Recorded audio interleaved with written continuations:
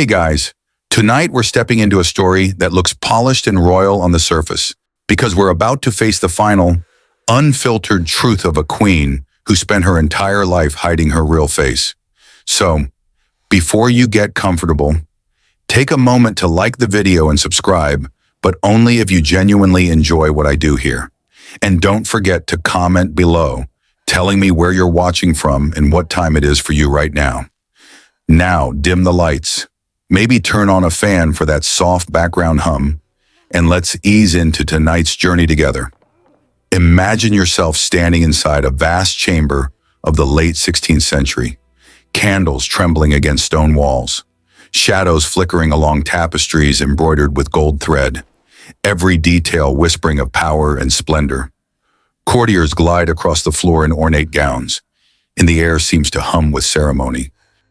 But if you take a step closer, close enough to slip behind the velvet curtain history loves to draw, you'll see the truth. The Tudor court spent decades hiding Elizabeth I, the queen who terrified Spain, who shaped England's golden age, who forced painters to immortalize her as eternally youthful, did not die as the flawless monarch she wanted the world to remember. On the 24th of March, 1603, death stripped her of every illusion she built. Her portraits show a face untouched by time, pale skin, fierce eyes, a jaw set in unbreakable authority. But portraits lie. They lied because she made them lie. Behind the thick white lead makeup, behind the silks and pearls, behind every carefully staged pose, her real body was deteriorating. Her health was collapsing. Her mind was fraying. And when she finally died at Richmond Palace, the truth came spilling out not through words, but through plaster, a death mask. A cold, merciless mold taken directly from her lifeless face. No flattering angles, no retouching, no royal dignity to smooth the rough edges of mortality. Within hours of her last breath, craftsmen pressed wet plaster over her features, capturing every wrinkle, every sunken line, every mark time had carved into her skin. When the mold was lifted, those present saw what no painter had ever dared reveal, the true face of Elizabeth, a frail, hollowed queen whose eyes had sunk into darkness, whose mouth hung open as though reaching for one final breath. A woman exhausted by grief, guilt, and fear. To understand why that face looked so haunted, you have to understand what her final years had become. They were not the triumphant final act of a legendary monarch. They were a slow descent into loneliness. Blanche Parry's death in 1590 broke something deep inside her. William Cecil's death in 1598 shattered it further. These were the people who had anchored her entire life. When they vanished, the corridors of her palaces echoed differently. Silence settled in the spaces where their voices once lived. And Elizabeth, who once commanded entire armies, began retreating from her own court.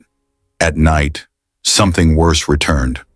Mary Stuart, the queen she had executed, the cousin whose death she had justified in public but mourned in private. Elizabeth began insisting that she never truly gave consent, that the paperwork had been mishandled, that she was innocent. But the truth she couldn't smother with perfume or prayer was that the execution haunted her. She cried over Mary. She dreamed of Mary. Sometimes she said she saw Mary standing in her chambers after dark, watching her with that quiet, unblinking Scottish stare. The body always breaks before the crown does, and Elizabeth's body broke slowly, painfully.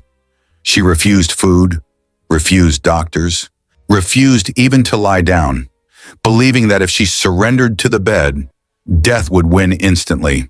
So she stood for hours, gripping the arm of a chair, her legs trembling beneath her, her breath thin and quick. Her ladies begged her to rest. She shook her head. Lying down was admission. Lying down meant she was ready. And then came the night she finally accepted the end. She summoned the Archbishop of Canterbury. She listened to the prayers. She closed her eyes. And the woman who had ruled England for nearly half a century let herself sink into the darkness she had feared all her life. Her body was taken to Whitehall, where it lay for 3 weeks. And in that quiet, someone lifted the death mask from her face, the single artifact that revealed more truth about Elizabeth than every portrait combined. It showed the lines she tried to hide, the exhaustion she tried to conceal, the fear she tried to outrun. It became the template for her effigy at Westminster Abbey, a stone version of the queen people thought they knew, carved from the face she never wanted them to see. And that is only the beginning, because behind that plaster mask lies a maze of grief, guilt, nightmares, and secrets she carried for decades, layers we will unravel gently, part by part, as we move deeper into the final days of the last Tudor monarch. The air inside the palace shifts as we move deeper into her final months, settling into a slower, heavier rhythm, as though every breath the queen takes is weighed down by memories she can no longer hold upright. Her decline does not happen in a sudden collapse. It unfurls quietly, like a curtain slowly falling over a stage that once brimmed with power. And part 2 slides into that darkness with the softness of candlelight, tracing the way her world tightened around her until every sound, every shadow, every scent carried the echo of loss. In the early years of her reign, Elizabeth had always been surrounded by people advisors, companions, ladies who had grown from young girls into elderly women at her side. They filled her chambers with chatter, opinions, laughter, arguments, and warmth. But by the time she reached her late 60s, that world had thinned like mist burning away at dawn. The deaths came one by one, each striking her in a place she had spent decades protecting. Blanche Parry's passing in the year 1590 was the first blow she could not recover from. Blanche had been with her since childhood, a constant presence anchoring the shifting tides of court life. When Blanche died, something settled over Elizabeth. A heaviness like dust on old tapestries, subtle at first but impossible to brush away. Then came William Cecil's death in 1598, the advisor who had carried the burdens of the kingdom beside her. His absence changed the texture of the palace itself. Elizabeth began walking the halls more slowly, pausing where she used to find him waiting, as though she still expected him to appear around the corner with another letter, another strategy, another piece of news only he dared deliver directly. She would stand in these empty places, eyes unfocused, breathing quietly, as though sensing the ghosts of conversations that had once filled the space. People passing by learned not to speak to her during these moments. They became part of the silence she surrounded herself with. As her circle of trusted companions shrank, the palace, despite its size, its echoes, its ornate halls began to feel claustrophobic. Elizabeth retreated from public events more often, dismissing the musicians earlier, canceling appearances, and spending longer hours in private rooms with the curtains drawn. The scent of old incense lingered in these spaces, mixing with the faint odor of dying fires. Her ladies tried to refresh the rooms with flowers and herbs, but no matter what they brought, the air carried the heaviness of absence. Elizabeth seemed to feel it everywhere, as though loss itself had become a smell she could not escape. And she was right. Loss has its own scent, a thin, metallic sharpness in the air, the cold of stone floors where footsteps no longer fall. Elizabeth had lived too long not to recognize it. Her withdrawal was not a deliberate disappearance, but a slow, instinctive shrinking. Meals were brought to her chambers because she no longer joined the court at table. When her ladies encouraged her to walk in the gardens, she hesitated at the doorway as though the sky itself had grown too large. In council meetings, she often drifted into long silences, her eyes distant, her thoughts elsewhere. These pauses made her advisors nervous, but no one dared press her. They knew she was slipping into a world they could not enter, a world built from memory and mourning. At night, the palace dimmed around her, feeling cavernous and strange. The flickering of torches created shadows that looked too much like figures moving just beyond sight. Elizabeth had always been cautious of the dark, but in her final years, darkness became something else entirely, a realm where the past returned uninvited. Her ladies would sometimes find her sitting by the window long after midnight, her fingers pressed to her lips, her eyes following something invisible across the floor. When they called her gently, She responded as though waking from a dream, offering only a faint smile, then retreating into silence again. They noticed she prayed more often, not with the fierce certainty she carried in her youth, not with the sharp pride that once defined her, but with a quiet trembling that betrayed an exhaustion no one could soothe.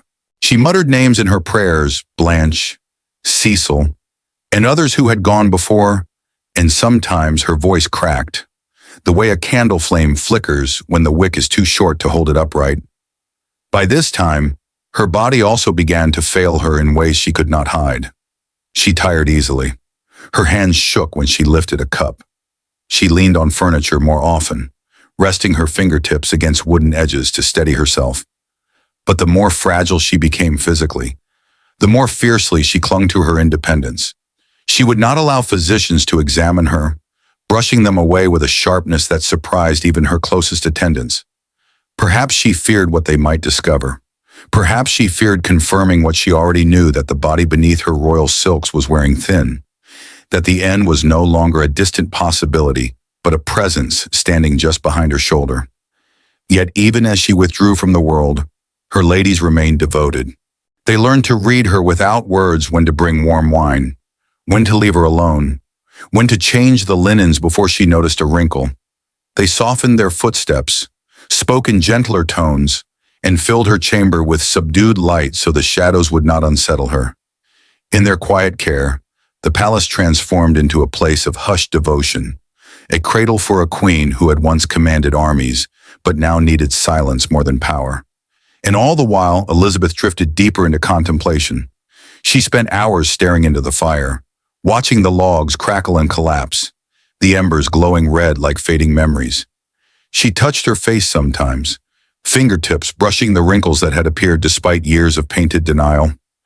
There was no one left to lie to her about her appearance, no painter to flatter her, no counselor to reassure her that she still looked strong. In the privacy of those long, dim evenings, Elizabeth faced herself, the version not meant for public view. Her final years were not marked by fear alone, nor by pride, nor even by regret, but by a profound, aching stillness, the stillness of someone who had fought too many battles, lost too many friends, and carried too many secrets. A stillness that filled the palace like fog, seeping under doors and settling in the corners of rooms, quiet but unshakable. This is where her story begins to fold inward, where the grandeur of the throne yields to the fragility of the woman who sat upon it. And from this quiet precipice, she would soon begin confronting the memories that had stalked her for decades, memories that did not stay buried simply because she wished them to. The nights around her grew heavier as she drifted into the third dark chamber of her final story, the one where memory stops being memory and begins taking shape in the corners of her room. By now, Elizabeth's days were dim, but her nights were something else entirely, something deeper, something that breathed. What she had spent years denying, repressing, justifying, and bearing beneath layers of royal duty now rose quietly through the cracks of her weakening mind. And the name that sat at the center of those shadows was Mary, Mary Stuart, the woman Elizabeth had feared, admired, envied, and ultimately condemned. The cousin whose beauty once dazzled courts across Europe, the queen whose very existence had threatened Elizabeth's reign, the prisoner who spent nearly 2 decades longing for freedom, and the woman whose death warrant Elizabeth insisted she never truly meant to sign. Mary became the quiet heartbeat of the queen's final months, appearing not in flesh but in the thin space between waking and sleep, drifting into Elizabeth's thoughts with the soft, relentless persistence of smoke curling under a door. It began subtly, a flicker at the edge of her vision while she was deep in thought, a shape she believed was one of her ladies until she turned and saw no one standing there. A whisper of silk brushing the stone floor behind her. Elizabeth told no one at first. Queens do not admit to ghosts, but those closest to her saw the signs anyway, her sudden, sharp inhalations, the way her eyes darted toward corners of the room, the faint tremble in her hands when someone spoke Mary's name aloud. As winter deepened and her health declined, these moments grew stronger. Elizabeth started lingering in front of the mirror longer than usual. staring not at her reflection, but at the space behind it, as though expecting someone else to appear in the glass. Sometimes she touched her chest lightly, as if soothing an ache she could not name. Her ladies tried to distract her with gossip, embroidery, music, anything to pull her mind away from the growing weight pressing into her evenings. But nothing helped. The shadows in her chamber were growing, and they carried the scent of memory. One night, long after most of the court had gone to sleep, Elizabeth sat upright on a cushioned stool beside the embers of a dying fire. A thick silence filled the room, broken only by the faint hiss of burning ash. Her ladies had dozed off nearby, and in that stillness, she whispered a name so softly the air barely moved. Mary. Her lips trembled around the syllables. Her eyes glistened as she leaned forward, as though listening to something only she could hear. Her attendants woke to find her staring at the far corner of the room, her posture rigid, her breath shallow, her fingers gripping the fabric of her gown so tightly her knuckles whitened. They followed her gaze but saw nothing, only the faint shimmer of candlelight. When they tried to speak to her, Elizabeth didn't respond at first. She simply watched the corner, her face drawn and pale, before finally murmuring, I did not mean for it to happen." And then she turned away, closing her eyes as though ashamed of being caught. In the days that followed, she grew increasingly anxious whenever someone entered her chamber unexpectedly. Her ladies noticed how she flinched at sudden movement, how she snapped her head toward doorways as though verifying who or what had entered. Meals were brought in silence. Curtains were drawn early. Fires were stoked hotter to drive away the creeping cold that seemed to enter the room from nowhere. And yet, no matter how warm the chamber grew, Elizabeth often complained of chills along her spine. The appearance of Mary in Elizabeth's thoughts was not a specter of vengeance, but of guilt. A weight Elizabeth had carried for 25 years now became too great for her thinning body to bear. She remembered the hours leading to Mary's execution, the quill in her hand, the hesitation, the cold pressure of necessity wrapped in political fear. She remembered the messy aftermath, the blame she placed on her secretary, the public fury she tried to simulate, the private sobbing that only her ladies heard. And now, in her final months, she could no longer distance herself from the truth. Late one night, while fever tugged at her mind, Elizabeth whispered that she saw Mary sitting across from her, calm, composed, dressed in the dark velvet she had worn in captivity. She claimed Mary did not speak, only watched with the same unblinking calm she had shown when walking to the scaffold, watched as though waiting for Elizabeth to finally accept something she had avoided for decades.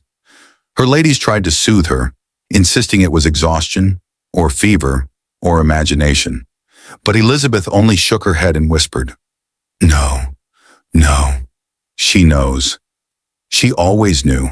And then, in a moment of rare vulnerability, she clutched a handkerchief to her mouth and wept not as a queen, but as a woman who had been forced to choose survival over mercy. The haunting did not fade as the days passed. If anything, it grew gentler and heavier, like fog settling over the river at dawn. Elizabeth began speaking more openly about regret, though only in broken sentences that trailed into silence. She confessed she had never forgiven herself. She said she had seen Mary on the night before her execution, in a dream, begging for peace. She said she had woken from that dream trembling, and that tremble had lived inside her ever since. Her ladies often found her lost in thought, fingers pressed lightly to her temple, her breath shallow as though she were listening to someone whispering from a great distance. Sometimes she murmured prayers under her breath. Sometimes she simply sat in silence, her eyes unfocused, watching the air in front of her as though expecting it to shift into a familiar shape. And always Mary was near. Whether ghost or memory, regret or fear, Elizabeth carried her at the edge of her consciousness like a shadow that refused to leave. In the final months of her reign, she did not fear death itself as much as the judgment waiting beyond it, the judgment Mary's memory seemed to embody. For the first time in her life, the queen who ruled with iron certainty began to doubt her own righteousness. The court did not see this unraveling. They saw only a tired monarch withdrawing into her own quiet chambers. But those who stayed by her side, the women who dressed her, watched her, prayed for her, knew the truth. Elizabeth was no longer fighting Spain, or Parliament, or rebellion. She was fighting herself, and in that battle, the ghost of Mary Stuart was always winning. Her body's unraveling did not arrive with any dramatic collapse. It came quietly, slipping into her days the way dusk seeps slowly into a room before anyone notices the light has changed. One morning she simply pushed aside her meal without touching it, claiming she was not hungry. The next evening she dismissed her cupbearer with a faint shake of the head, saying the wine was too heavy. Within a week she was refusing almost everything placed before her, tasting only enough to keep those around her from panicking, but never enough to sustain the body that had carried her through a lifetime of battles. Her ladies tried coaxing her gently, offering lighter broths, warm herbal infusions, and small portions of fruit sliced thin as petals. But Elizabeth turned away each time with a far-off look, as though the act of eating required more will than she had left.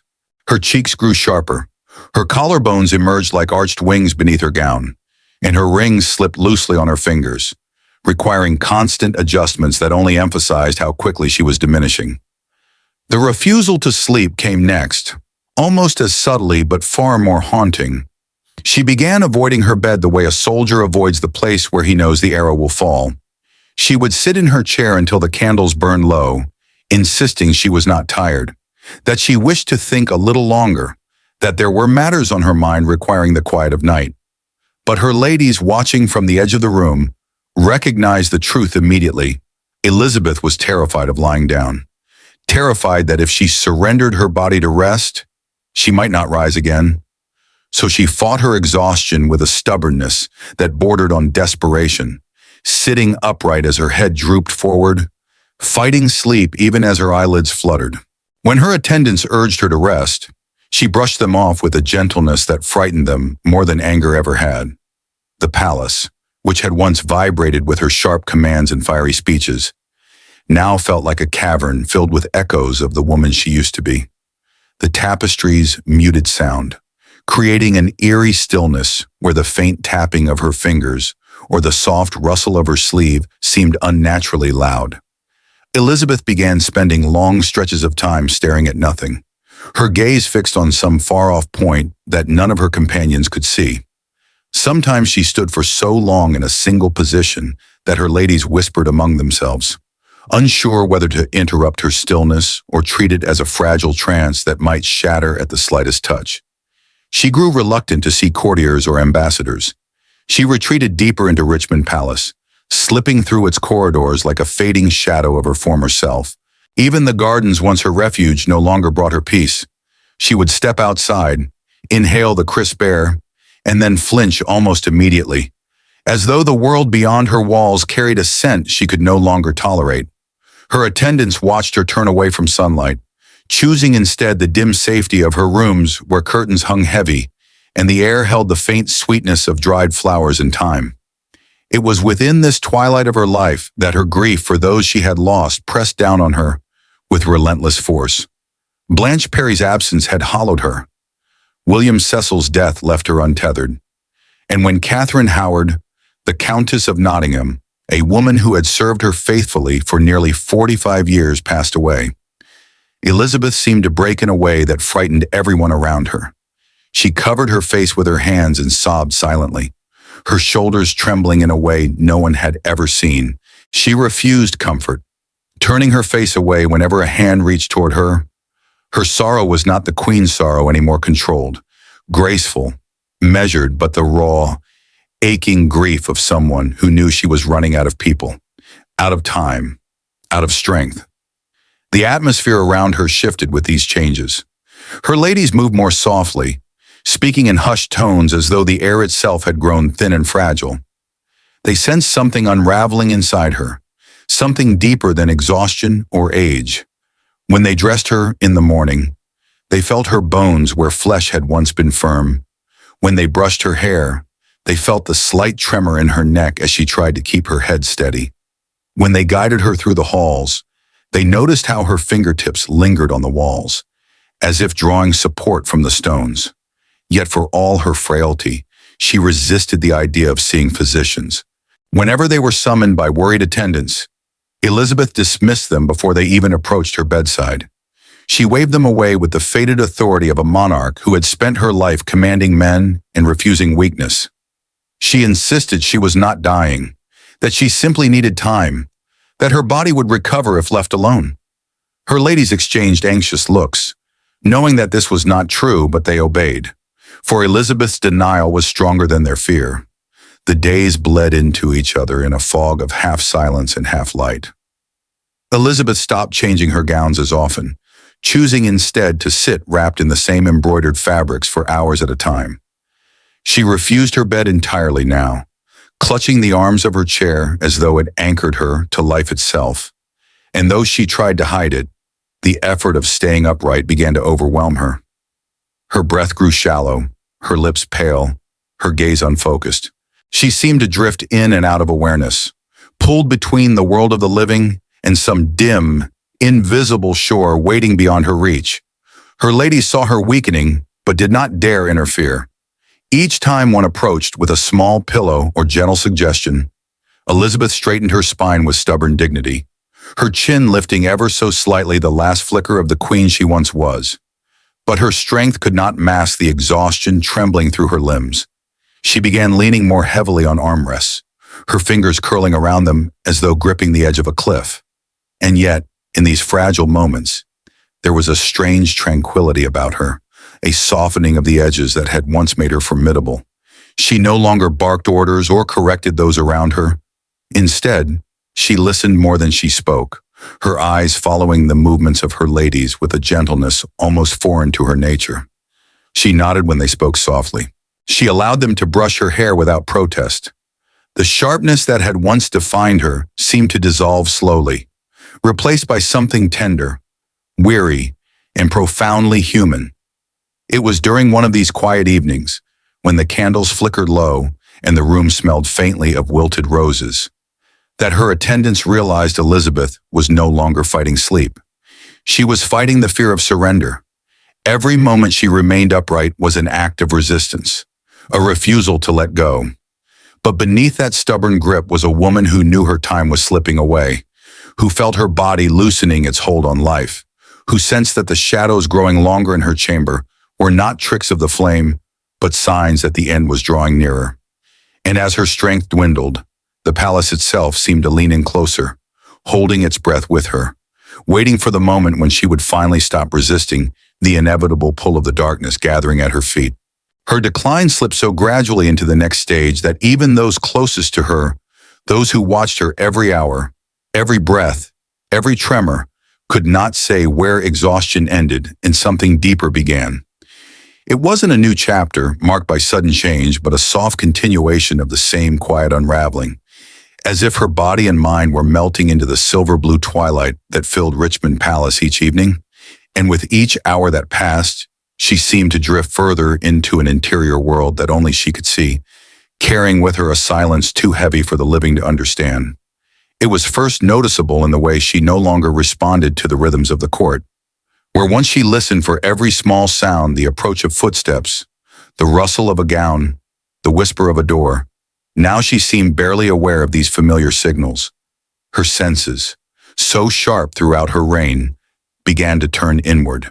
There were moments when her ladies would speak her name softly, and Elizabeth would blink as though waking from a dream, her mind climbing back from a place where their voices could barely reach. She looked at them with eyes that seemed to reflect not the room she was in, but some distant memory, something she had not yet finished confronting. And all the while she kept refusing her bed.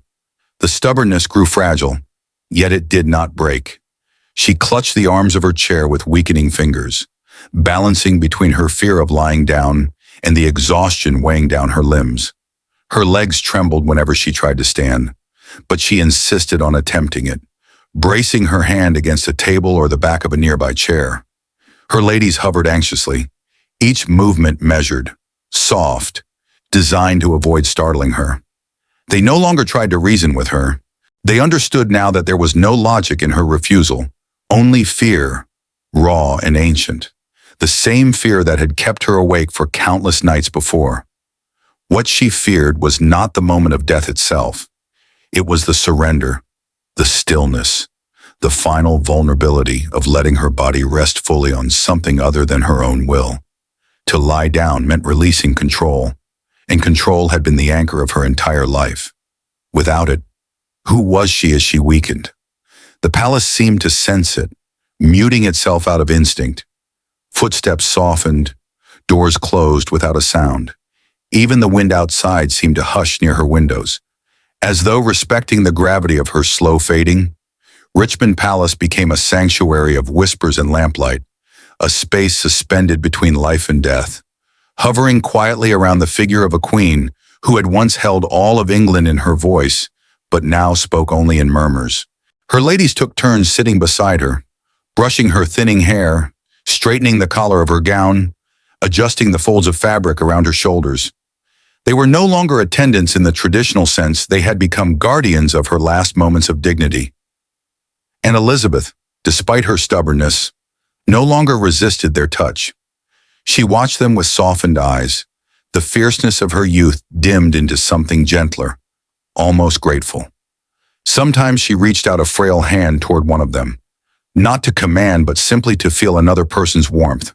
Her grip was weak, her fingers cool, but the gesture carried a weight that made the women beside her swallow their tears. This queen who had once dismissed ministers with a wave of her hand now held on to the fingers of the women who had dressed her, comforted her, and witnessed the erosion of her strength. It was the closest she came to asking for comfort, and her ladies understood it as clearly as if she had spoken. There were moments, brief, flickering moments, when the old Elizabeth surfaced. She would straighten her back, lift her chin slightly, and force a shred of her former authority into her voice. She asked for reports on the weather. She commented on the stillness of the river. Once, she asked whether the court was behaving itself. Her ladies answered with careful smiles, assuring her that all was well, though the court outside her chamber had stilled almost as completely as she had. But these moments faded quickly. Each one left her more drained than before, her breath thin and shaky, her gaze slipping away from the present. Once, when she tried to stand unaided, her knees buckled beneath her, and she sank back into the chair with a soft, startled gasp. Her ladies rushed to steady her, but Elizabeth, embarrassed by her own weakness, turned her face away and whispered, "Leave me.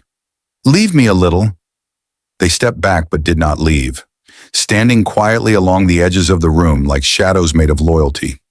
Night after night, she drifted in and out of a strange half-consciousness, murmuring broken sentences that trailed into silence.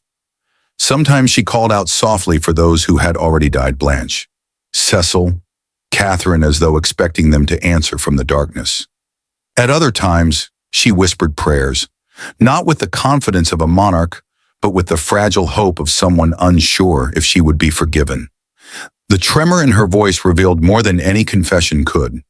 Her ladies tried to comfort her, but grief had become its own presence in the room, a quiet shape that neither candles nor warmth could dispel. And it was this grief, this heavy, suffocating sadness, that Elizabeth seemed to wrestle with more than her failing body. She was not only dying, she was letting go of a world she had held together through sheer force of will, a world that had already begun drifting from her reach. Her breath grew shallower with each passing day. She leaned her head back more often, letting her eyelids fall even as she insisted she was not tired.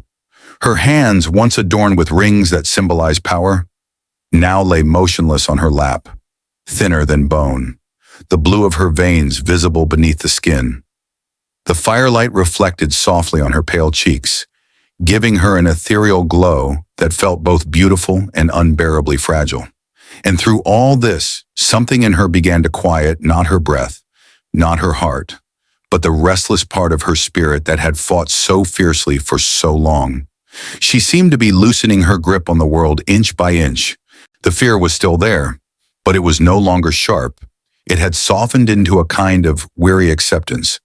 She no longer looked toward the door for news, no longer asked for updates, no longer tried to stand. The battle had become internal, and she was finally beginning to understand that this was not a battle she could win by force, The palace felt it. Her ladies felt it. And Elizabeth herself, in the way her gaze lingered just a moment longer on the flickering shadows, felt it too, the slow, inevitable approach of the moment she could no longer delay. And in that heavy, breathless stillness, the story slipped into its next shadowed stage, carrying her gently toward the threshold she had spent a lifetime resisting. Her world narrowed even further as the days slipped into a dull, trembling quiet, and part 6 emerges not with a sudden shift, but with the gentle, inevitable sinking of someone who has run out of places inside herself to hide. By now, the palace no longer felt like a seat of power, but a dim, echoing cocoon where the air hung thick with the knowledge that the queen was drifting beyond their reach. And Elizabeth, who once commanded everything with fire in her voice, now seemed suspended in a fragile space between resisting and surrendering, caught in a silence that made her ladies speak softer, move slower, and breathe with the kind of care reserved for the dying. Her decline had begun as a physical weakening, but now it spread into something deeper, reaching the chambers of her mind where fear and memory tangled into a single, heavy knot. She spoke less. Even her murmurs faded. Her eyes drifted almost constantly now, not toward her ladies or the room or the garden, but towards something they could not see at distance, a horizon, a memory, perhaps even an apology she had carried too long. When someone called her name, she looked up slowly, like someone swimming upward from a deep, dark pool, then only nodded before sinking back into her silence. The refusal to lie down persisted longer than anyone believed possible. She clung to her chair like a final act of control, her thin fingers curled around the carved wood. Her body pitched forward as though gravity itself wished to pull her into the next world.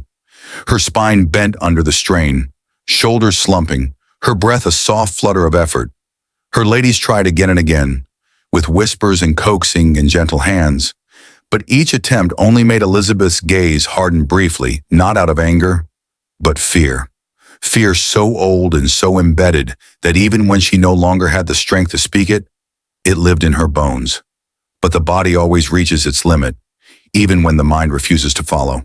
One night, long after the palace had dimmed into its quiet glow and the fire slipped lower into embers, Elizabeth attempted to adjust herself, tried to sit just a bit straighter, and her legs failed beneath her. Her knees buckled, her fragile frame folding in slow motion. And for a heartbeat, the room froze. The ladies, too afraid to startle her, too afraid to let her fall. They rushed forward, catching her with hands that trembled more than they wished. Elizabeth, startled and humiliated, clung instinctively to the nearest arm, her breath uneven as she tried to pull herself back upright. But even she saw the truth in that moment. Her body was no longer obeying her will. Still, she would not lie down. Not then. Not yet. Instead, she let them lift her gently back into the chair, her fingers trembling as they grasped the armrest again. She closed her eyes, tears gathering in the corners but never falling, her lips pressed together in the smallest expression of defeat. Her ladies moved around her with renewed urgency as quietly as possible, adjusting pillows behind her back, keeping a steadying hand near her shoulder, watching for any sign of collapse. They exchanged no words, but every glance between them carried the same understanding. She was slipping faster now. It was during these final days of half-sitting, half-hanging between life and exhaustion that her mind began to drift into places where reality and memory blurred. She whispered things that made her attendants pause with aching hearts, names of people long dead, fragments of apologies, moments pulled from decades past. Sometimes she called for her father, sometimes for her mother, though she had known neither of them long enough to form the memories she described. It was as though her mind, searching for comfort, created its own past out of longing. Other times she fell into strange silences, staring at a corner of the room with such focus that her ladies dared not interrupt her. They knew she no longer saw the chamber. She saw something deeper, perhaps something she had avoided seeing for her entire life. The shadows of regrets, the weight of a crown too heavy for any mortal, the faces of those she lost and those she failed. And somewhere in that quiet darkness, the presence she feared most, Mary, whose memory had carved itself into her final days like a soft, unrelenting echo. By this stage, even her stubbornness had softened. When her ladies touched her hands, she no longer pulled away. When they adjusted the cushions beneath her, she leaned into their support with a kind of weary trust. And when they whispered prayers near her ear, she listened with her eyes closed, breathing the words in as though they were the last warm air left in the world. Her body, fragile and unsteady, began to sag under its own weight. Her breathing grew shallow. Her face paled until her skin seemed almost translucent in the flickering candlelight. She drooped forward often, drifting into brief, uneasy dozes before startling awake again. Each moment of sleep frightened her. It was too much like letting go, but staying awake was becoming impossible. Her eyelids fluttered heavily, her head dipping forward before she jerked upright again with a soft gasp, as though fighting the pull of a deep tide. The ladies gathered the courage to try once more, urging her with all the gentleness they possessed. They spoke softly of comfort, of rest, of peace. They reminded her that she was safe, that she was surrounded by those who loved her. And for the first time, she did not shake her head. Instead, she looked at them with a fragile, almost childlike confusion, as though she no longer understood why she had been resisting for so long. When they guided her toward the bed, she resisted only with the faintest trembling, not a refusal, but the final habit of a lifetime spent fighting. Her legs nearly gave out, and they caught her, lifting her small, weightless frame with heartbreaking care. Elizabeth let them ease her down, her body folding slowly into the mattress she had avoided for days. The moment her head touched the pillows, something inside her seemed to loosen, like a tightly wound thread finally slipping free. She lay there staring upward, her breath unsteady, her eyes glassy with fatigue and something that looked almost like relief. The room held its breath with her. Her ladies knelt around the bed, one holding her hand, one stroking her hair, all of them whispering prayers she no longer had the strength to voice. For the first time in so many days, Elizabeth allowed her body to rest, sinking softly into the warmth beneath her. And though fear still hovered faintly around her, the resistance, the fierce, desperate resistance that had kept her upright for so long, finally eased. Her surrender to the bed marked the beginning of the end, not with drama, but with a quietness so profound it wrapped the entire palace in a hush. And as she lay there, drifting between consciousness and the dark horizon waiting just beyond, those around her felt the world tilt. The queen who once stood unshaken, now drifting gently toward the silence she had spent a lifetime avoiding. The stillness that settled over her once she finally lay down did not bring peace. It brought a deeper, heavier quiet that felt almost alive, as though the air itself was waiting for her next breath. Part 7 slips into that stillness, not with sharp turns or grand revelations, but with the slow, aching unraveling of a woman who had held herself upright for decades and now found herself drifting, helpless, through the last fragile corridor of her life. And even though her body had finally surrendered to the bed, her mind did not go gently. It lingered, wandered, circled, searching through memories with the unsteady steps of someone walking through a dark room filled with familiar objects that suddenly seemed strange. Her ladies had hoped that lying down would soften her suffering, that rest might soothe the tremor in her hands or calm the panic in her eyes. But it did neither. Her breathing came shallow and uneven, often catching in her throat as though it had forgotten its rhythm. Sometimes she stared upward, pupils wide, as if the ceiling above her held words she needed to read before it was too late. Other times she turned slightly toward the shadows at the edge of the room, her gaze following something only she could see. The line between real and imagined had thinned to silk. Her voice became scarce, reduced to faint whispers that her attendants had to lean close to decipher. When she did speak, her sentences drifted apart like smoke, beginning somewhere clear and ending somewhere entirely different. She murmured apologies that no one in the room understood. She asked for people long dead, her tone neither panicked nor confused, but simply yearning, as if she believed they were just in the next chamber, waiting for her to call them again. Blanche, Cecil, Kate.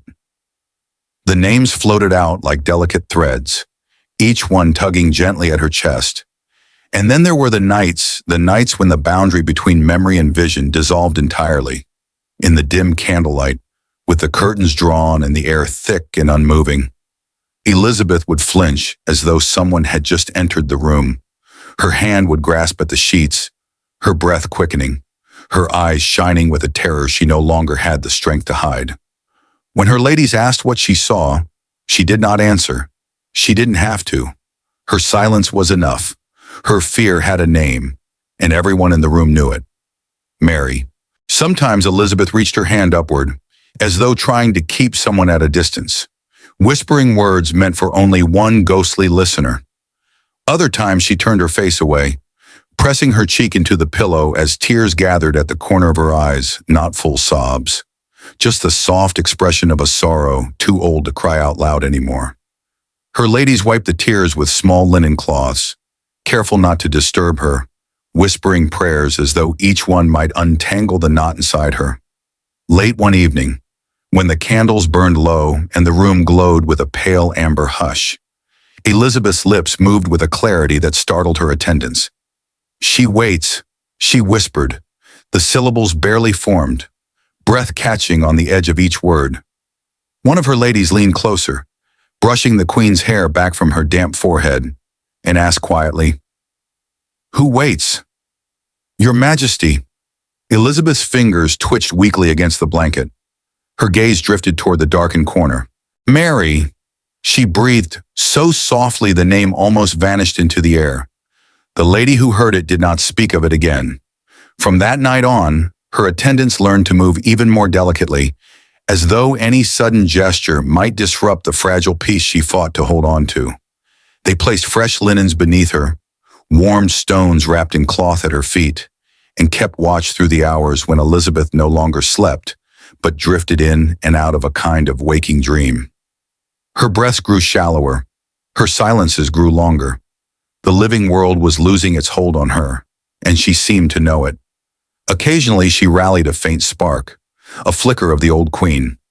She opened her eyes fully, spoke a short sentence, asked a question, or glanced around the room with a sudden awareness that made her ladies straighten in hope.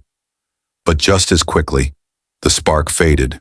Her head grew heavy against the pillows again, her lashes lowering, her mouth parting slightly as she slipped back into that blurred realm between consciousness and the place she was slowly drifting toward. Her skin grew paler by the day, taking on a thin, wax-like quality. The shadows in her cheeks deepened. Even her hair seemed to dull, losing the last faint shimmer of gold that she had once guarded so fiercely. The woman who had spent a lifetime cultivating an image of immortal beauty now lay quietly, stripped of artifice, vulnerable in a way that felt both heartbreaking and strangely serene. Outside her chamber, the palace held its breath. Courtiers walked as though stepping on glass. Messengers spoke in subdued tones. Even the clergyman, accustomed to the rituals of death, approached her rooms with the reverence one might give a sacred relic rather than a dying monarch. They knew the moment was approaching when England would lose not just a queen, but the last living memory of an era that had defined the nation's identity.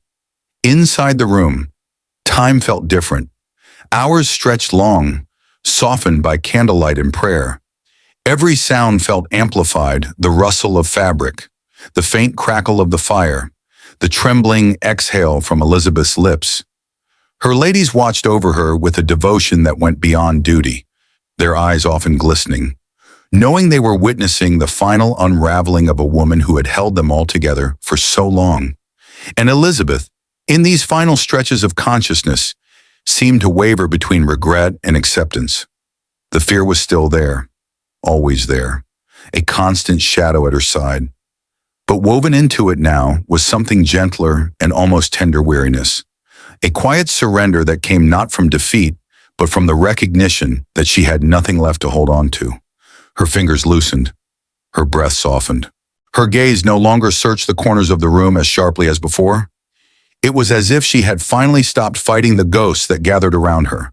And while the living waited outside her door, trembling at the thought of what the dawn would bring, Elizabeth drifted deeper into that soft, unfinished twilight, inching closer to the moment when the weight she had carried all her life would finally lift from her shoulders and into the silence preparing to receive her.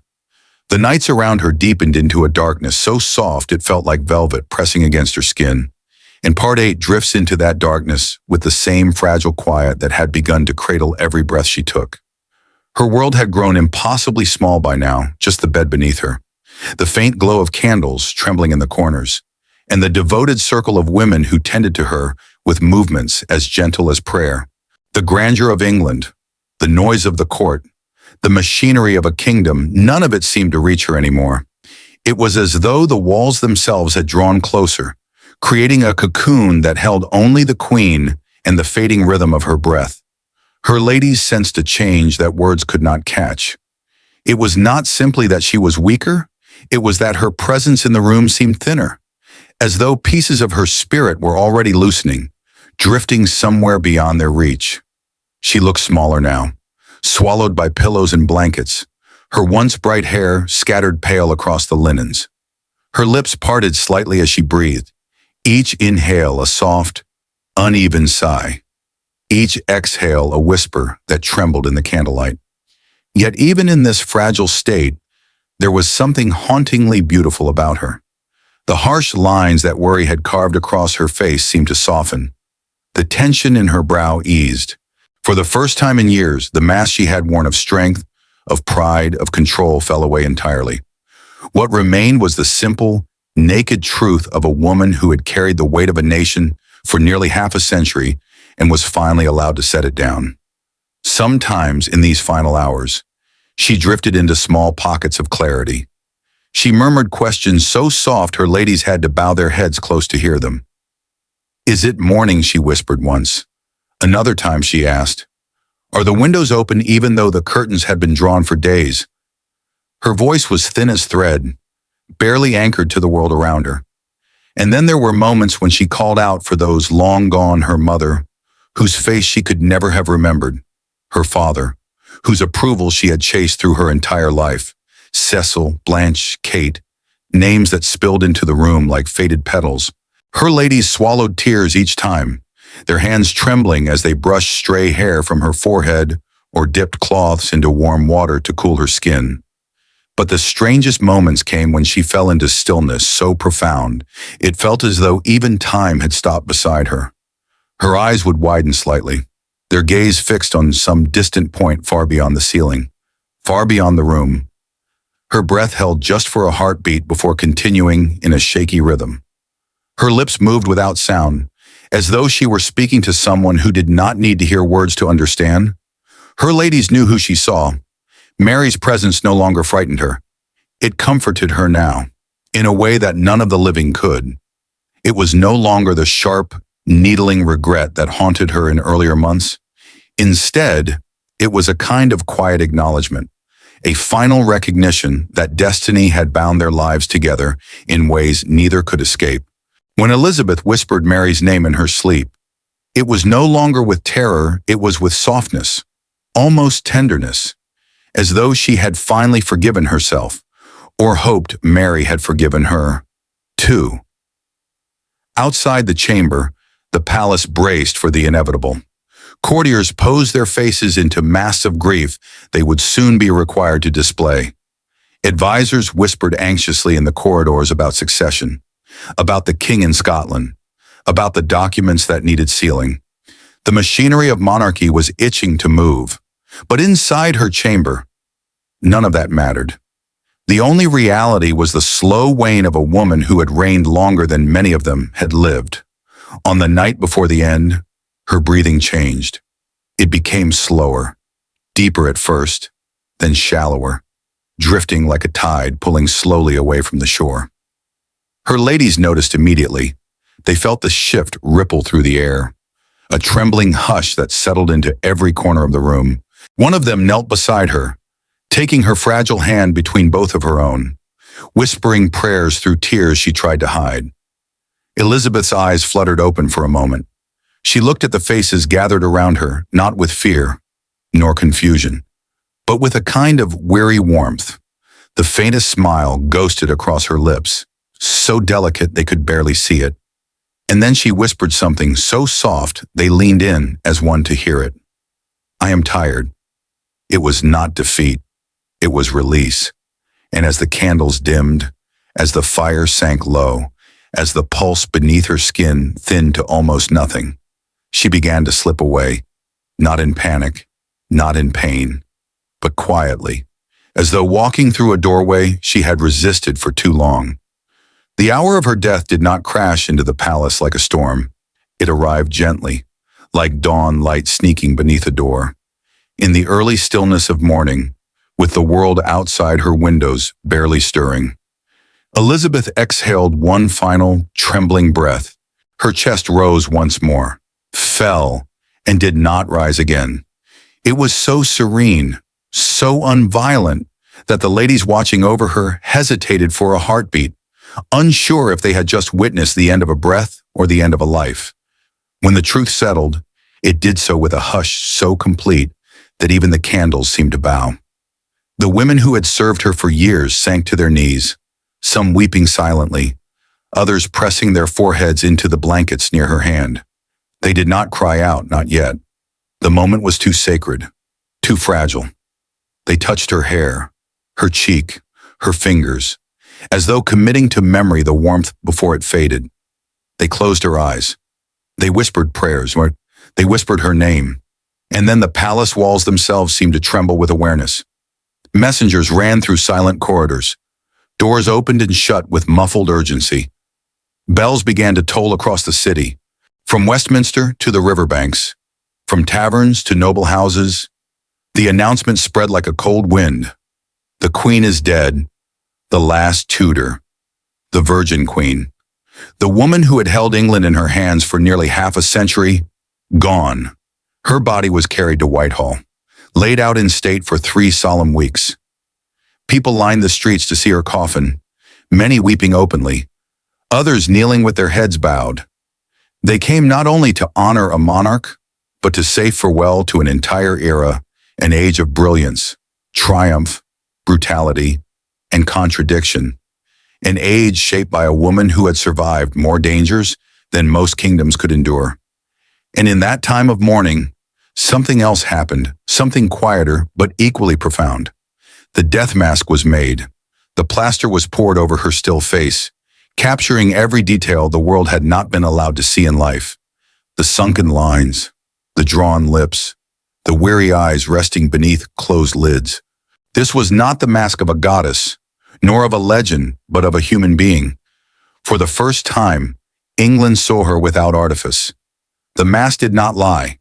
It told the story of a woman who had carried too much, who had loved too fiercely and too secretly, who had punished herself more harshly than she ever punished her enemies, who had been lonely in rooms full of people, who had feared death but walked toward it anyway, and who, in her final breath, finally allowed herself to rest.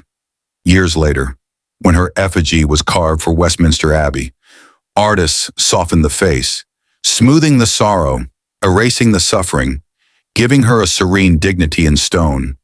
But beneath that carved perfection, beneath the marble, beneath the legend, the death mask endured, a quiet truth of her humanity. Elizabeth left behind a country stronger than she had found it, a culture transformed, a legacy unmatched. But above all, she left behind the reminder that even the greatest queens are mortal, fragile as breath, fleeting as candlelight.